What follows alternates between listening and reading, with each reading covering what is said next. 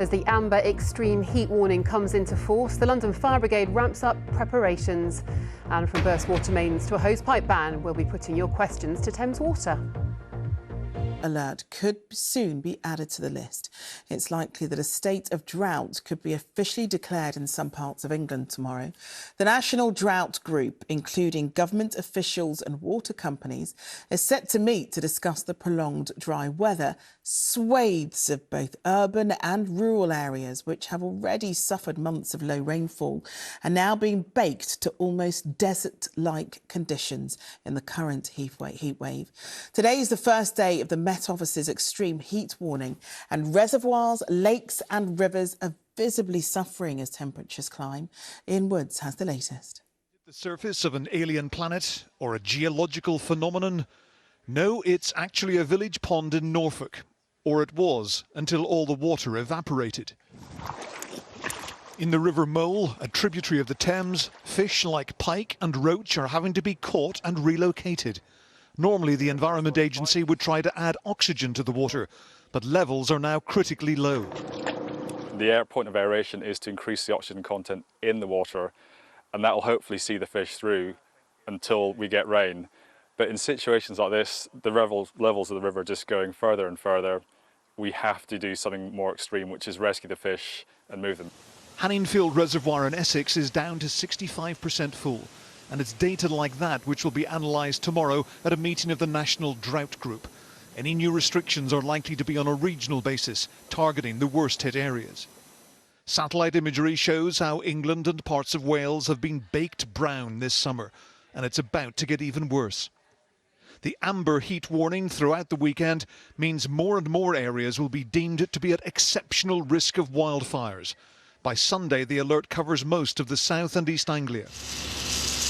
This was Thornton in Suffolk earlier today. 15 acres of crops were quickly destroyed as flames spread through farmland. Sainsbury's has become the latest supermarket to ban disposable barbecues because of the parched conditions. This fire is still smouldering 3 weeks after it broke out, meaning firefighters must keep returning to the scene. There's been a tenfold increase in the number of wildfires in Kent, the most serious on the hottest day of the year. We'd be fighting fires in certain areas and all of a sudden the sky would turn black with soot and ash. It was almost apocalyptic. So given that we've got hot temperatures forecast again this weekend, how worried are you that things could get out of hand again? It's going to be dry, it's going to be hot, so we'd kindly like to ask members of the public, please, no bonfires in this sort of heat. This family lost their home in South Yorkshire last month because of a fast-moving grass fire. It just looked like a small fire in the hedgerow, but then there was a huge gust of wind as well, and that's what sort of swept it across into the fields. The heat was so intense and you could hear it roaring, just roaring and roaring and roaring. At that point we had to leave, so we left and just had to stand back and watch the house burn. There's real concern there could be more tragedies like this in the next few days. Ian Woods, ITV News. Well, after today, there are still 3 days to go of the Met Office's extreme heat alert. So here's a reminder of where it's in place. Amber weather warnings covering much of England and Wales for 4 days started today. That means a possible health risk to vulnerable people, the elderly and those with medical conditions. Now, as we've heard, it seems likely that drought will be added to this. First tonight, an amber extreme heat warning has come into force across London and the surrounding areas and will remain until Sunday. Temperatures could reach up to 37 degrees Celsius. It won't be as severe as the last heat wave in July when the Met Office issued its first ever red warning. But they've also issued the highest alert for fire severity over the weekend, warning there is an exceptional risk of fires spreading in many places, as our correspondent Carl Mercer has been finding out. Fire Brigade, what's the address of the emergency? Gearing up for a busy few days, staff at the London Fire Brigade's control room know that the hot weather is bringing more and more work. Fire Brigade, what's the address of the emergency? In the first week of August last year, they dealt with 42 grass fires. In the first week of August this year, they did 342. Echo 301, Echo 301. And on the hottest day of the year last month, record numbers of calls. So the volume of calls we experienced on the 19th was something that London Fire Brigade Control hadn't seen before.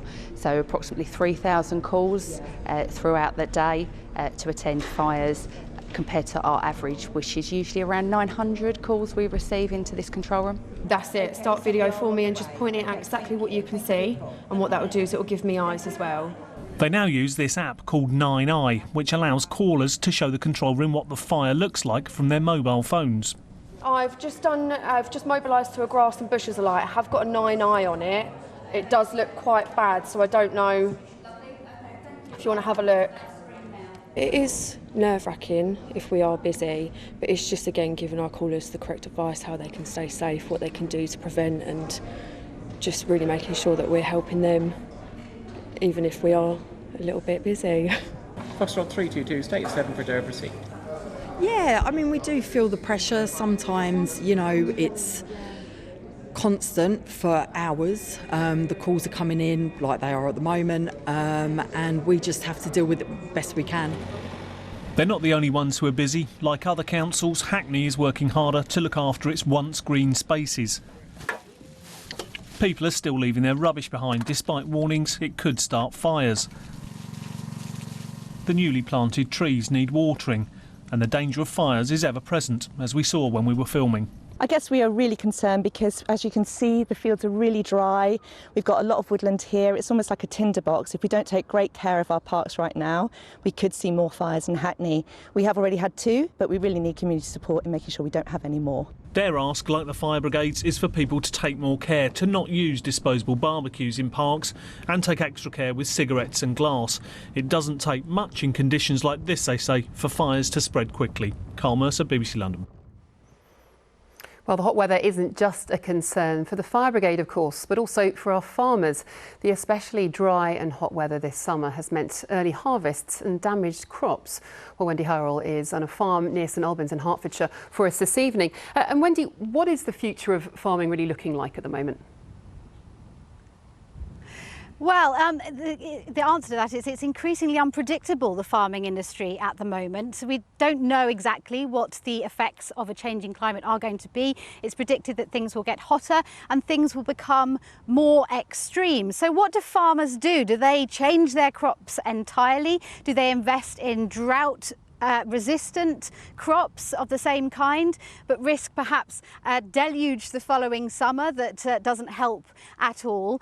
They do want to be at the table for any planning to adapt to the climate changing when the government begins work next year. But there is a real risk that farms will go out of business, that people will leave the industry altogether as it becomes far more difficult, which makes it sound terribly bleak, doesn't it? But as I found today from a young farmer called Hannah, there is an energy in the industry still, and she has decided to future-proof her farm here by diversifying. So whatever happens over the next few years, there will be grapes and there will be wine. This is land that's been farmed by the same family since the 90s, typically a crop of wheat, barley, oats and hay, which should still be swaying in the breeze at this time of year, but it's been an exceptional season. We're still standing in absolutely baking sun, and that's been the case for weeks now, hasn't it? I mean, you've harvested early? Yes, it's been an incredibly early year here on the farm. We would usually expect to finish our wheat, for example, in perhaps mid-August. We were finished by the 1st of August, so we've seen a real shift there, and this has been the same across the country, really. Not even the sculptural forms of baled hay or straw are left in the fields, such as the risk of losing them to fire. And elsewhere on the farm, the cereal has been replaced by another crop entirely. So what's the reason for the diversification? Yes, so there were a multitude of reasons, but a large part of it was the climate. We were finding that on some years it would be so wet that we couldn't even drill or plant our crop. On other years, such as this, it would be so hot they would just almost die of drought. So it was just too extreme, so volatile, that we decided we wanted something that was stable, would bring us a stable income. We are a business at the end of the day. So that's why we decided to switch over to vines.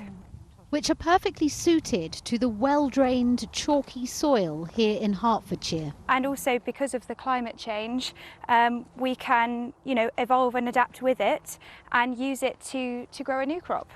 An understanding of England's 4 seasons, learned over the generations, count for less in the extremes we are increasingly getting now.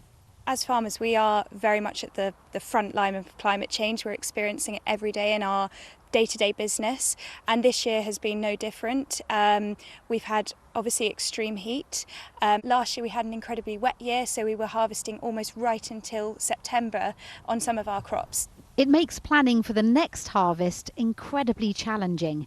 So while there is an exciting future here in these vines, a radically changing climate is potentially perilous, not just for the farming industry, but also our food security. Wendy Hurrell, BBC London.